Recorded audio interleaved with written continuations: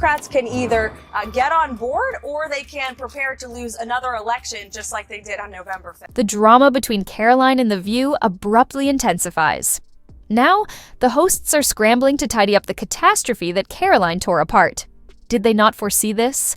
Let's be honest. Many people think they anticipated it. If you missed the history, be ready for a full-fledged circus of a situation. The political landscape is being upended by Karoline Leavitt, who is at the center of the storm. She said something yesterday that really pissed me off. And that was, she said, there will be no wokeness here. Oh, yeah. Let me explain something to you. Because without that wokeness, you might not have that job. Probably been put in there because according to Donald Trump, she's a 10. You know that's what it is. The View definitely overplayed their hand this time, even though they have a history of causing trouble. The left quickly went on the attack once. Karoline was named Trump's press secretary. Rather than damaging her reputation, their smear campaign failed utterly. How ironic that Whoopi Goldberg and Joy Behar and the rest of the ladies on The View spend their time calling Republicans the conspiracy theorists, but they have been wrong about everything they have said over the last couple of years. What began as petty jealousy has developed into The View's disastrous demise.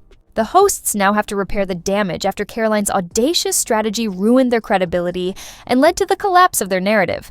To offer you a spoiler, things aren't going well. This is when the irony truly hits home. These presenters often support women's empowerment, especially in the workplace. But when Karoline takes the initiative, all of that empowerment rhetoric suddenly ends, and they downplay her accomplishments based on her appearance. And people paid attention, I promise you. Critics quickly pointed out the hypocrisy of their stance. How can you profess to support women while disparaging a young, accomplished woman? The irony is obvious, but here is where it gets juicy. Karoline was not going to let them get away with it. With a fierce retort, she exposed The View's perspective as outdated, agenda-driven, and riddled with contradictions. Voters do not agree with these despicable women on The View. They are wildly out of touch with the vast majority of Americans, and frankly, they should seek immediate help because voters are going to re-elect President Trump back to the White House very soon because voters see these trials that are being brought forward against President Trump for what they are. They are sham show trials. They are election interference in an attempt to imprison President Trump. And the irony in all of this is that Joe Biden and the Democrats and these ladies on The View constantly say President Trump is the alleged threat to democracy, when in fact they themselves are wishfully thinking that President Trump will be imprisoned when he has not been convicted of any crimes. That is the real threat to democracy. Voters see that, and that's why President Trump continues his dominance in the polls, not just with Republicans and independents, but he's also picking up historic gains with Democrat constituencies such as African Americans, Hispanic Americans, and union workers. To be honest, Karoline wasn't wrong, and ABC should pay attention. But wait, if Karoline gets a 10, She's probably been put in there because according to Donald Trump, she's a 10. You know that's what it is. how does Joy Behar handle that? Greg Gutfeld of Fox News is here, and he didn't hold back. Greg was unreserved in his criticism of Joy. His comments did her no favors, to put it simply. However, Karoline and Joy went on. Joy was also a member of the Democratic press team. They have to either follow the Trump trend or fall behind, she said categorically. What disputes will still exist if Trump is ousted from office? Their purported power is just a product of their imagination, functioning on borrowed time when their usual media-driven distractions are absent. Based on The View's shocked silence, it was a reality check they weren't ready for. Right now, it's obvious. The fact that Karoline is wrong doesn't bother The View presenters. They are angry because she is younger, sharper, and more deserving of the attention they have been taking for decades. You can almost see their envy on TV. Whoopi Goldberg, on the other hand, attempts to clean up the mess like a mother hen. Instead of addressing Joy's hypocrisy, she tried to shift the conversation by criticizing Karoline for her intolerance of vulnerability. But instead of wisdom, Whoopi was preaching despair. She made an effort to make civil rights and wokeness appear synonymous. But Karoline wouldn't have any of it.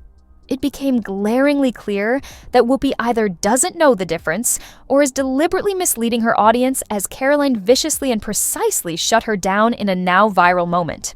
Given her ardent support for women's rights, why didn't Whoopi Goldberg challenge Joy Behar for reducing Karoline's achievements to her appearance? Perhaps it's because Whoopi's moral compass only seems to point in the direction that fits her narrative. Instead of blaming her co-host, Whoopi quickly shifted the topic to criticize Karoline. Shortly after, during her first White House news conference, the 27-year-old attacked the media for losing the trust of ordinary Americans. As planned, Whoopi pulled out the race card. Instead of addressing the real issue, which is media responsibility, she veered into identity politics. Classic deflection. Then Whoopi went on. She said that since Black people couldn't enroll in the universities they wanted to, women were the only ones who couldn't. She did more than simply deflect. She claimed that Karoline had no idea what wokeness was. According to Whoopi, Karoline just criticizes it because she thinks it's a terrible thing. "It's not a bad thing to be," said Whoopi. "We fought as a result. That is what we are fighting for. So that you may stand on that pedestal, so that Karine Jean-Pierre may have that position, so that women of different races, nationalities, and religious beliefs may have the opportunity to overcome that obstacle." But to be clear, Karoline brought it up because she knows exactly what wokeness is.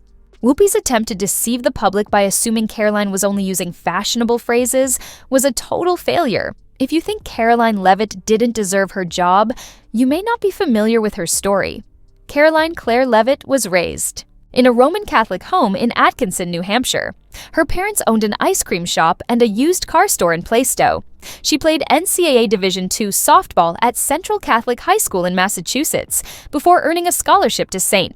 Anselm College. Even then, she was vocal about her conservative beliefs, founding the campus's first broadcasting club and endorsing Trump's policies in her school newspaper. As a college student, Karoline Leavitt built a solid media and political resume. She interned at Fox News, worked for WMUR-TV, and spent a summer in the White House Office of Presidential Correspondence. After earning a degree in politics and communications, she rejoined the White House in 2019 as an assistant press secretary under Kayleigh McEnany. Following Trump's first term, Leavitt was appointed director of communications for Congresswoman Elise Stefanik, firmly establishing her conservative stance.